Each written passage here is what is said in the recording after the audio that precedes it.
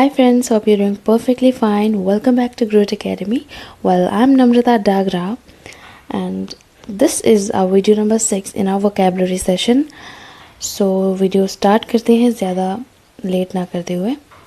So the first word of today's vocab session is adjunct. Adjunct का मतलब होता है an addition or a complement. किसी भी बहुत इम्पॉर्टेंट चीज़ के साथ लगी हुई एक कम ज़रूरी चीज़ या बहुत छोटी सी चीज़ जिसके ना होने से भी काम चल जाए. या फिर ग्रामेटिकली इसका मतलब होता है एन एडवर्ब और अ फ्रेज़. ग्रामर में इसको एडवर्ब के तौर पर या फिर एक फ्रेज़ के तौर पर यूज़ किया जाता है. एडवर्ब तो आपको पता ही है जो वर्ब के मीनिंग को क्लैरिफाई कर दे, और फ्रेज़ भी ऐसा ही ले जाता है जो उस सेंटेंस को बिल्कुल क्लैरिफाई कर दे और जिसके ना होने से भी काम चल जाए. For example, he came back from the party. He came back अगर होता, इतना भी कंप्लीट था सेंटेंस. ही केम बैक, वो वापस आ गया. फ्रॉम द पार्टी इस मीनिंग को बिल्कुल क्लियर कर रहा है. कहाँ से वापस आ गया? From the party. तो ये from the party is adjunct phrase. और एडजंक्ट का मतलब होता है एक तरह से एक्स्ट्रा चीज़ कोई. ये किसी इंसान के लिए भी लग सकता है और नॉन लिविंग थिंग के लिए भी लग सकता है. जैसे because of having no blood relation to anyone, she was treated as an adjunct at the family function. किसी के साथ ब्लड रिलेशन यानी खून का रिश्ता ना होने की वजह से उसे उस फैमिली फंक्शन में गैरों की तरह ट्रीट किया गया, जैसे कोई उसकी ज़रूरत ही नहीं है जैसे. तो चलिए इसके सिनोनिम्स देख लेते हैं. सो सिनोनिम्स हैं addition, complement, companion, supplement, accessory. Accessory किसी भी टाइप की हो सकती है, जैसे बॉयज़ की एसेसरी होती है वॉच, रिंग, चेन. कुछ बॉयज़ ईयरिंग भी पहनते हैं कान में, वो भी एसेसरी के तौर पे काउंट हो सकता है. चेन हो सकती है, गॉगल्स हो सकता है, या हेयर बैंड हो सकता है, एट्सेट्रा. गर्ल्स की एसेसरीज भी अलग होती है, ज्वेलरी टाइप. ठीक है, कुछ भी एसेसरी, कुछ एक्स्ट्रा टूल्स जो हमारी हेल्प करे. इसके साथ ही इसको हम अटैचमेंट भी कहते हैं. अटैचमेंट यानी अटैचमेंट के भी दो मतलब हो सकते हैं, या तो एक इमोशनली अटैच होना किसी के साथ, या फिर दूसरा मीनिंग होता है चिपका देना, यानी कि किसी चीज़ के साथ कोई चीज़ अटैच कर देना, स्टैपल कर देना, जैसे वो अटैचमेंट हो जाती है. जैसे हम डॉक्यूमेंट्स अटैच करते हैं वो. और next is auxiliary, that gives extra help. इसके बाद affix, extra, additive, add on. तो ये हैं इसके सिनोनिम्स किसके? एडजंक्ट के. तो I hope adjunct is very clear. तो चलिए आगे बढ़ते हैं. The next word is anguish. Anguish का मतलब होता है एक्सट्रीम लेवल ऑफ सैडनेस और अनहैप्पीनेस, और we can say great pain due to physical और मेंटल सफरिंग. कोई इंसान जो एक्सट्रीम लेवल पे सैड है, एक्सट्रीम लेवल पे दुखी है, बहुत परेशान है, या तो वो फिज़िकल कंडीशन की वजह से परेशान है, या तो उसको कुछ बीमारी है, या मेंटली परेशान है, चिंता, टेंशन, तो वो होती है स्टेट ऑफ माइंड को कहते हैं anguish. For example, in her anguish she forgot to give a leave application. अपनी चिंता में वो लीव एप्लीकेशन भी देना भूल गई. इसके अलावा एक और एग्जाम्पल ले लेते हैं. Her anguish upon seeing her husband's injury was obvious. Obvious कहते हैं नेचुरल, यानी कि स्वाभाविक, कि अपने हस्बैंड की इंजरी को देख के, इंजरी यानी कि घाव को देख के उसका चिंता में पड़ जाना स्वाभाविक था.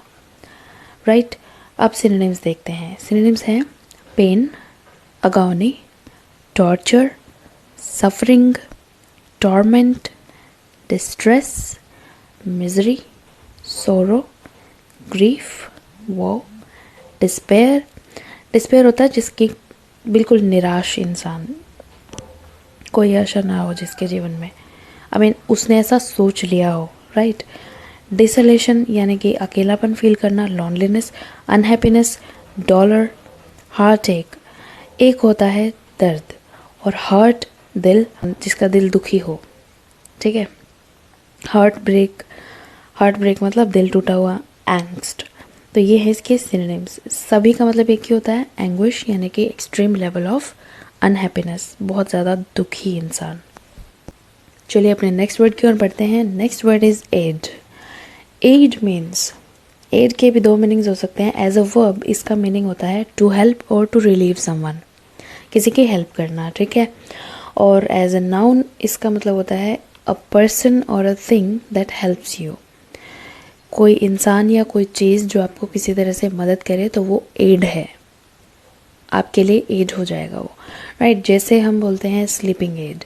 स्लीपिंग एड यानी कि ऐसी चीज़ जो आपको सोने में मदद करे। स्लीपिंग पिल्स हो सकती है, स्लीपिंग इंजेक्शन हो सकता है, या स्लीपिंग म्यूज़िक हो सकता है, ठीक है। तो स्लीपिंग एड यानी कि जो आपको सोने में मदद करे। Next is hearing aid. Hearing aid यानी, हियरिंग माने सुनना, जो एड आपको सुनने में, जो चीज़ आपको सुनने में मदद करे, जिन्हें सुनने में प्रॉब्लम होती है वो हियरिंग एड यानी हियरिंग मशीन का यूज़ करते हैं, तो वो हियरिंग एड उनका हो गया। फर्स्ट एड बहुत बार बोलते हैं कि जो चोट लगते ही आपको तुरंत जो एड मिल जाए, तुरंत जो हेल्प मिल जाए, उसको कहते हैं first aid. Band aid, band aid भी बहुत यूज़ करते हैं हम लोग। हाथ पे छोटी सी चोट लग गई तो हम उसको लगा लेते हैं, वो बैंड एड हो गई। तो सेंटेंस देखते हैं। We aided him with money, मतलब हमने उसकी पैसों से मदद की। एड यानी कि हेल्प करना, ठीक है। चलिए नेक्स्ट सेंटेंस लेते हैं। The doctor came to the patient's aid at once. Doctor patient के इलाज के लिए, पेशेंट की हेल्प करने के लिए तुरंत आ गया। एट वंस यानी कि तुरंत। सिनोनिम्स देख लेते हैं। Help, support, assistance, encouragement, a helping hand. Helping hand यानी हेल्प करने के लिए जो हाथ आगे बढ़े रहे। कोऑपरेशन, सहयोग करना। बैकिंग, किसी को सपोर्ट करना। रिलीफ, किसी को रिलीफ देना। ऑफरिंग, किसी को हेल्प ऑफर करना। पैट्रनेज, पैट्रन देना। ये पैट्रन बन के यानी कि संरक्षक बन के, ये पैट्रन एक इंसान बनता है और वो पैट्रनेज देता है। जो चीज़ें उसको पसंद होती है उनके लिए वो पैट्रन बन सकता है। जैसे हिस्ट्री ऑफ इंग्लिश लिटरेचर अगर आप पढ़ेंगे तो उसमें आपको पता चलेगा कि डिफरेंट किंग्स होते थे, वो राइटर्स के पैट्रन बन जाते थे। जो राइटर्स उनके फेवरेट होते थे उनकी फाइनेंशियली हेल्प किया करते थे। उसी तरह से किसी को मान लो फोटोग्राफी पसंद है, या किसी को आर्ट्स में इंटरेस्ट है, जैसे पेंटिंग में इंटरेस्ट है या म्यूज़िक में इंटरेस्ट है, तो वो जो पेंटिंग के आर्टिस्ट होंगे और म्यूज़िक आर्टिस्ट होंगे उनके पैटर्न बन जाएंगे और उनको पैटर्नेज देंगे। पैटर्नेज देना यानी कि फाइनेंशियली हेल्प करना, पैटर्न बन के। पैटर्न होता है हिंदी में संरक्षक, ठीक है। इसके बाद डोनेशंस भी पैसों से होता है। Funding, contributions, sponsorship, scholarship, grants, benefits, welfare, subsidy, ये सब फाइनेंशियल हेल्प्स होती हैं। पैट्रनेज से लेकर के सब्सिडी तक के जो वर्ड्स मैंने बोले हैं ये सब पर्टिकुलरली फाइनेंशियल हेल्प्स के लिए यूज़ किए जाते हैं, ठीक है। इसके बाद हमारा नेक्स्ट वर्ड आता है disdainful. Disdainful means a feeling of hating और नॉट लाइकिंग समवन और समथिंग। जानबूझ के किसी को नापसंद करना, ये सोचकर कि वो आपके रिस्पेक्ट को डिज़र्व नहीं करता है। घमंडी टाइप का नेचर, घमंडी टाइप का बिहेवियर हो जाए जिसका, जो दूसरों को हमेशा अपने से कम समझे और यही सोचकर वो दूसरों की रिस्पेक्ट ना करे, उनको, उनका मजाक उड़ाए, उनके इंसल्ट करे, तो उसको कहते हैं disdainful behaviour. It's a feeling. तो सेंटेंस लेते हैं। He was punished because of his disdainful behaviour. Disdainful behaviour की वजह से उसको सज़ा मिली।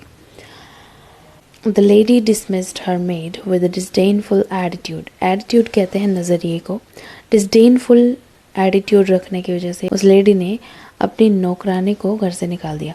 घर से निकाल दिया और वो भी डिसडेनफुल बिहेवियर पे। वो काम अच्छा नहीं करती है वो तो अलग बात है, आप उससे सेटिस्फाइड नहीं हो तो निकाला तो इट्स ओके, नो इश्यूज़। लेकिन अगर डिसडेनफुल एटीट्यूड रख के निकाला तो वो गलत है, कि वो आपसे कम है ये सोच के आपने उसको निकाला ना, तो वो गलत है, राइट। अब डिसडेनफुल एटीट्यूड किसी भी बेसिस पे हो सकता है, जेंडर बेस पे हो सकता है, कलर बेस पे हो सकता है, या रेस बेस पे हो सकता है, किसी भी बेस पे हो सकता है, तो ये गलत होता है बहुत ज़्यादा, एक तरह से डिस्क्रिमिनेशन ही हो गया ये, डिटेस्ट करना। ठीक है, तो अब इसके सिनोनिम्स देख लेते हैं। डिटेस्ट, डिस्पाइज, कंटेम्पचुअस, कंटेम्प्ट होता है घृणा, हेट्रेड, कंटेम्प्ट से ही बनाए, कंटेम्पचुअस, स्कॉर्नफुल, डिस्पैरेजिंग, डेरोगेटरी यानी कि जानबूझ के किसी का मजाक उड़ाना, गलत सलत बोलना किसी को, डिसरिस्पेक्टफुल, रिस्पेक्ट ना करना किसी की, हॉटी, प्राउड, एरोगेंट, एरोगेंट कहते हैं जो इंसान अपने आगे किसी और को कुछ भी ना समझे, सारी बस सेल्फ इम्पोर्टेंस उसके लिए मैटर करती है। और लॉर्डली, लॉर्डली कहते हैं जो खुद को भगवान समझने लग जाए। इंसोलेंट, जो सबके साथ रूड हो। इंसल्टिंग, जो सबकी इंसल्ट करता रहे। इनडिफरेंट, जिसको किसी और से कोई मतलब नहीं है। सुपीरियर, खुद को सुपीरियर समझे जो। स्नेयरिंग, स्निफी, इम्पेरियस, सबका मतलब यही होता है डिस्डेनफुल, राइट। चलिए नेक्स्ट वर्ड इज शन। शन मीन्स टू अवॉइड और इग्नोर समथिंग और समवन, किसी को जानबूझ के इग्नोर करना या अवॉइड करना। जैसे that incident led her to shun parties, उस घटना के बाद उसने पार्टीज को अवॉइड करना शुरू कर दिया, शन करना शुरू कर दिया। After losing job, he found himself shunned by his former friends. Former यानी कि पुराने वाले, पहले के।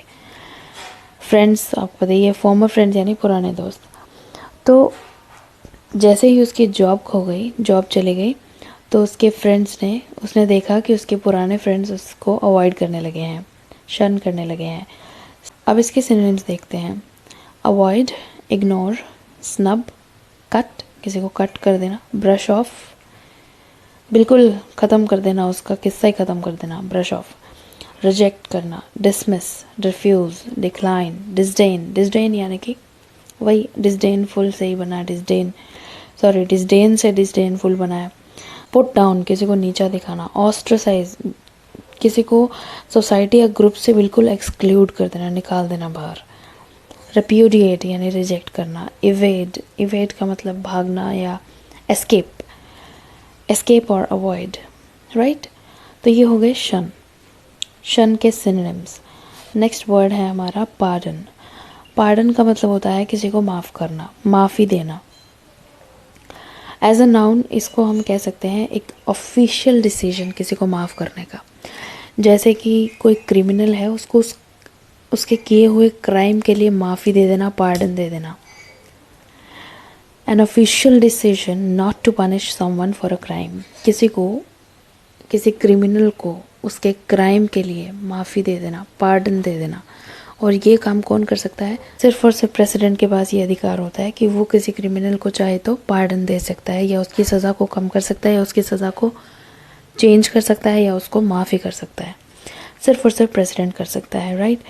तो वो उस पर डिपेंड करता है पर्सनली। उसके बाद इसका तीसरा यूज़ कब करते हैं हम पार्डन का? जब किसी ने हमसे कुछ कहा और किसी कारण से, फॉर सम रीज़न, हम उसकी बात को नहीं सुन पाए। टेक्निकल इशू भी हो सकता है, या हमारा ध्यान कहीं और हो, इसी वजह से भी हो सकता है। वजह चाहे कोई भी हो, हमें सुनाई नहीं दिया उसने क्या कहा, तो हम जब उसको कहेंगे कि सॉरी मुझे सुनाई नहीं दिया, प्लीज़ आप मुझे माफ़ कीजिए, मुझे सुनाई नहीं दिया, रिपीट कीजिए, तो हम बोलेंगे pardon please, I didn't catch your words. या फिर आई bag your pardon, what did you से, ये बोलेंगे, राइट। इसके अलावा मान लो हम कुछ लोगों के बीच में बैठे हैं और हमारे पास कुछ अर्जेंट काम आ गया या कॉल आ गया, तो हम क्या कह के उठते हैं? क्या कहते हैं? एक्सक्यूज़ मी या फिर सॉरी। इसकी जगह पे हम कह सकते हैं पार्डन मी 1 मिनट, राइट। और चर्च में भी पार्टनर्स होते हैं। पार्टनर्स का काम ही पार्डन्स देना होता है। अगर आपसे कुछ गलती हो गई है तो आप उसको कन्फेस करके उनसे पार्डन ले सकते हो, राइट। जैसे एक और एग्जांपल ले लेते हैं। He asked my pardon for being late, late होने के लिए उसने मुझसे माफ़ी मांगी, राइट। तो अब इसके सिनोनिम्स देख लेते हैं। फर्स्ट इज़ फॉरगिवनेस, मर्सी, दया करना, एक्सक्यूज़, अपॉलॉजी, सॉरी, ठीक है। इसके अलावा अब जो मैं वर्ड्स बोलने जा रही हूँ वो स्पेशली किसी क्राइम को माफ़ करने के लिए यूज़ किए जाते हैं। सिन कहते हैं पाप को। सिन या क्राइम के लिए पार्डन देने के लिए हम इन वर्ड्स का यूज़ करते हैं जो अब मैं बोलने जा रही हूँ। तो ये हैं discharge, reprieve, have mercy on, remit, acquit, spare, free, release, let off. ठीक है, तो ये वर्ड्स हम यूज़ करते हैं, ये हैं सिनोनिम्स पार्डन के।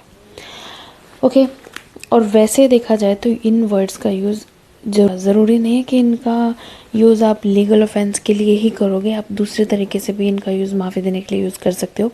बट पर्टिकुलरली अगर बात की जाए कि किसी सिन और क्राइम को पार्डन करने की बात हो तो हम इनका यूज़ करते हैं।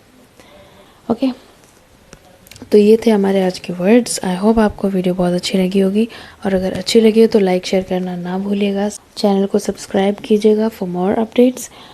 तो चलिए मिलते हैं अपने नेक्स्ट वीडियो में बहुत जल्दी एक बहुत इंटरेस्टिंग टॉपिक के साथ। Till then take care, bye bye.